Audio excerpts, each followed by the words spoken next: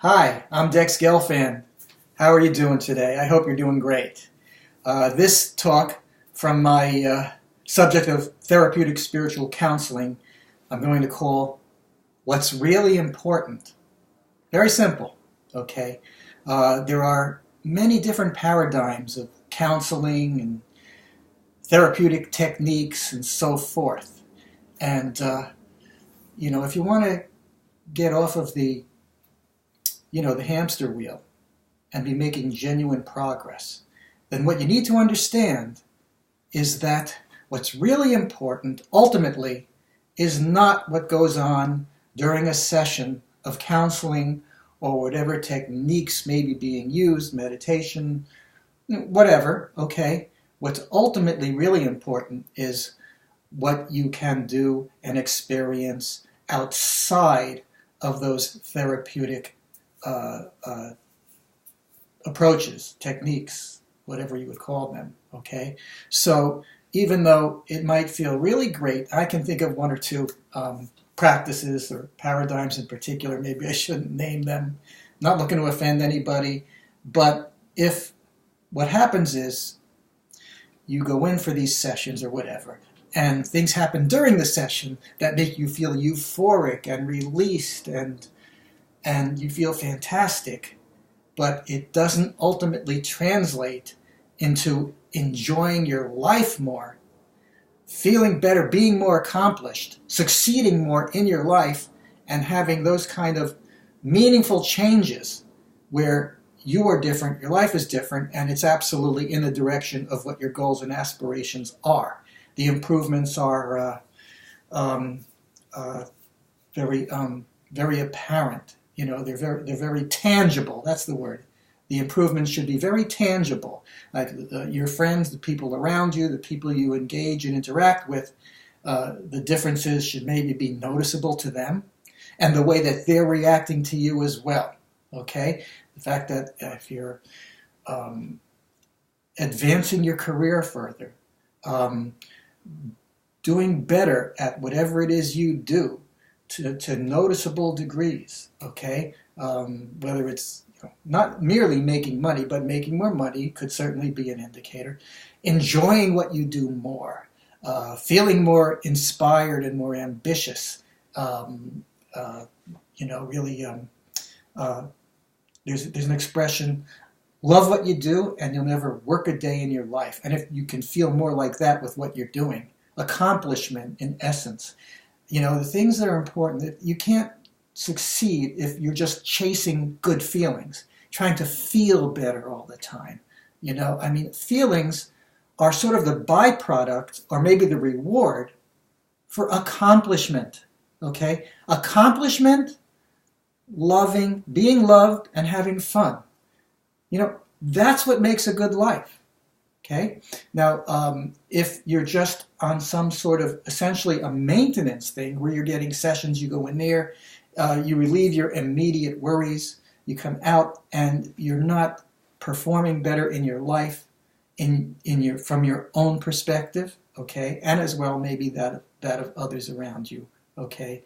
If that's not happening, if your condition in life and your level of success and achievement, if you're not improving what you do and your environment and so forth, so that it's really a tangible difference, then, you may be kidding yourself a little bit. Sessions should not be used merely to get some temporary relief or to have any kind of wow, that was great, I really realized something wonderful. If that's not translating into you doing things differently, having a different and better attitude, accomplishing more, being more appreciative and loving of other people, and attracting more love and admiration, working better with people, enjoying things in your life that maybe otherwise or earlier would have been difficult or unapproachable, okay? Some of the real indicators that your therapeutic approach, whatever you're doing, is working, is that you are less afraid and you're stepping more outside of your comfort zone and you're finding things more fun and you look forward more to challenges rather than fearing them, okay? your relationships are improving, or you're having relationships where you didn't before. Things like that, accomplishment of the things that are meaningful to you, your goals and aspirations. Now, you may not have a miracle happen in 1 or 2 or 3 sessions or whatever, but there's got to be something more than just feeling relief or remembering something or realizing something in the session. It's got to translate into you accomplishing more, being willing to put yourself out more, to step outside of the envelope, okay, to be less fearful and more willing to take on bigger projects and really pursue your ambitions. Have more fun in what you're doing, okay, outside of the sessions, okay. That's what you need to look at in terms of how successful is whatever you're doing really. And I would add that another attribute of this would be you are less likely to blame external sources for what you experience. You would be more empathic for other people. You would be less likely to point fingers and feel like somebody else is a problem, okay? When you can be more empathic and connect better with people, understand that they too are experiencing fears and worries and anxieties and so forth, and understand that the other person is not motivated by merely trying to interfere with you in some way. Okay, that's another good indicator. When you can not only tolerate but appreciate other people, their viewpoints, and their circumstances better. When you are not so less irritated, let's say, less fearful, whatever you'd call it, that would be another indicator. What I'm talking about here, very simply, is life changes. And again, I just want to stress that chasing good feelings, like that's kind of like a drug addiction, you know. You should be going after more than that, and you should be accomplishing more than that. Again, good feelings ultimately are the result of challenging yourself successfully, meaningful accomplishments, creating good effects and getting good results for yourself and others. Okay? That's what does it. The feelings, the sensations, and so forth, again, they're like a byproduct or a reward for accomplishment and for loving and for being open to being loved, okay? These are the things that matter, okay? It's got to be about more than the feelings that occur during the session. It's got to be about a lot more than that. I know too many people who went through years and years, tens and hundreds of thousands of dollars to engage in and participate in some paradigm or something that in the moment they were actually doing it in their sessions or practices or whatever, you know, they had euphoric feelings and discoveries and whatever, but these didn't translate into their life situations changing. If you're still experiencing the same chronic conditions, you know, I mean, I'll throw out one example. A friend of mine who spent decades and a great deal of money in Scientology. And you know what?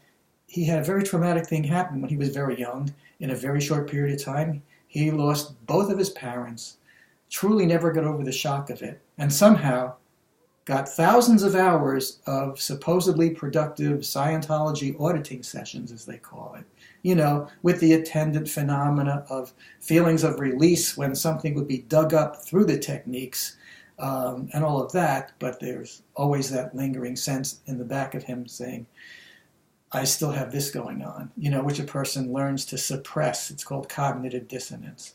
But all that time and money and effort was spent, and I'm sure that most of those sessions he engaged in, there were moments where he felt good, you know, like something was lifted, okay, but through systems like that, what's being lifted is something that was being triggered during the session and didn't really need to be lifted because outside of the session it wasn't being triggered.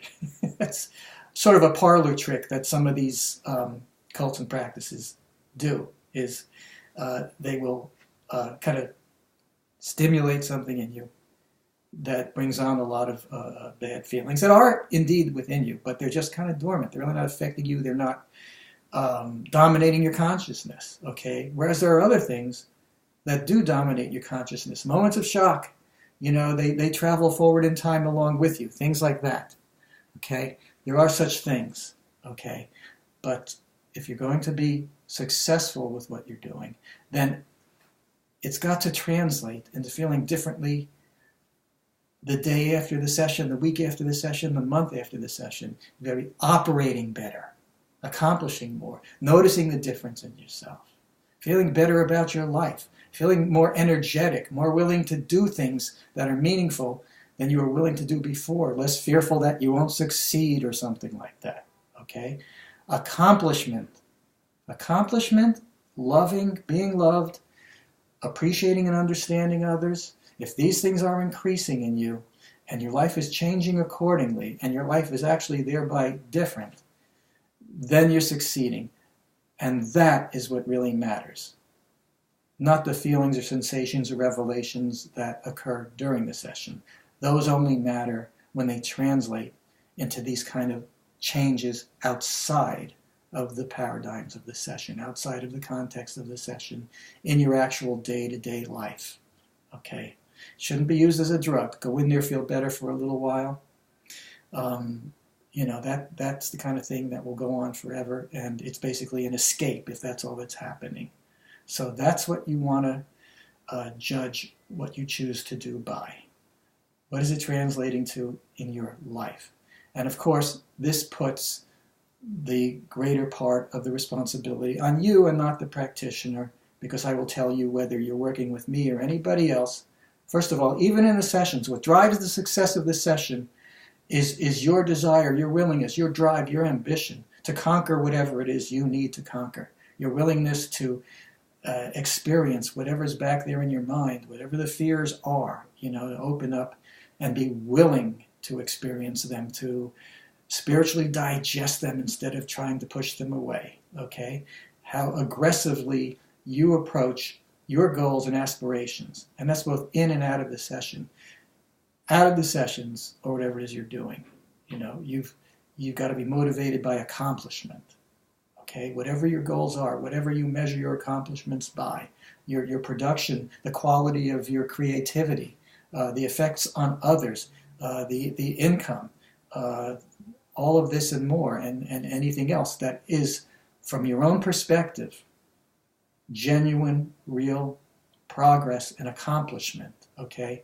Everything's got to be about accomplishment. Okay, that's the key. I'll say it one more time, just trying to feel good is taking a shortcut. Feeling good comes from accomplishment. Accomplishment, loving, being loved, understanding, helping others, having fun in what you do, injecting fun into things. That's what will have the byproduct or the reward of good feelings.